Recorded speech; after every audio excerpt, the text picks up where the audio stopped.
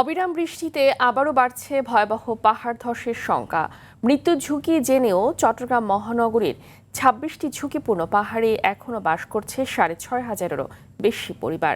আর পুরো জেলায় এই সংখ্যা ৫ লাখেরও বেশি।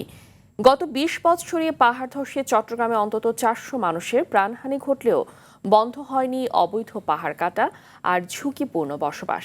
চট্টগ্রাম থেকে সাইফুল মাহমুদের তথ্যচিত্রে জানাচ্ছেন লিওন আজাদ।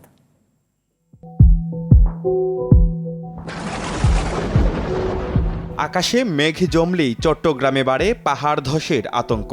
আবহাওয়া অধিদপ্তরের আগাম সতর্কবার্তা আর প্রশাসনের জানা থাকা সত্ত্বেও প্রতি বছরই ঘটে দুর্ঘটনা।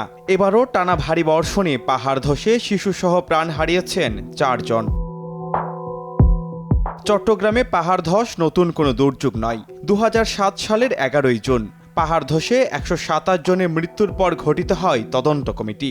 ৩৬ দফা সুপারিশ করলেও ১.৫ দশকেও তা আলোর মুখ দেখেনি। শুধু জঙ্গল সলিমপুরে এখন বাস করছেন প্রায় ১.৫ লাখ মানুষ।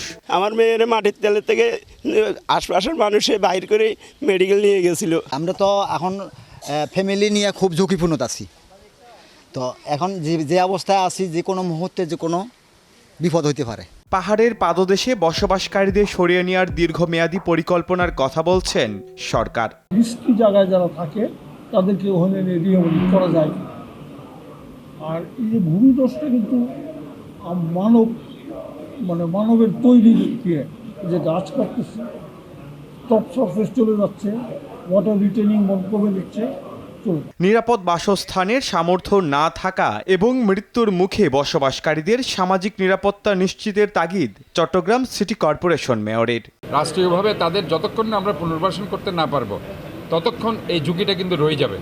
কাজে আমাদেরকে এখানে কিছু স্বল্পমেয়াদী, কিছু মধ্যমেয়াদী, কিছু দীর্ঘমেয়াদী পরিকল্পনা পাহাড়ে যারা আছে তাদের জন্য আমাদের নিতে হবে। শুধু বর্ষা এলেই সতর্কতামূলক তৎপরতা বাড়ায় প্রশাসন, এমন অভিযোগ অনেকের। ফলে পাহাড় ধসের ঝুঁকিতে থাকা ৫ লাখ মানুষের মাথার উপর এই মরণ ফাঁদ কবে দূর হবে সেই প্রশ্ন রয়েই যায়। লিওন আজাদ, RTV।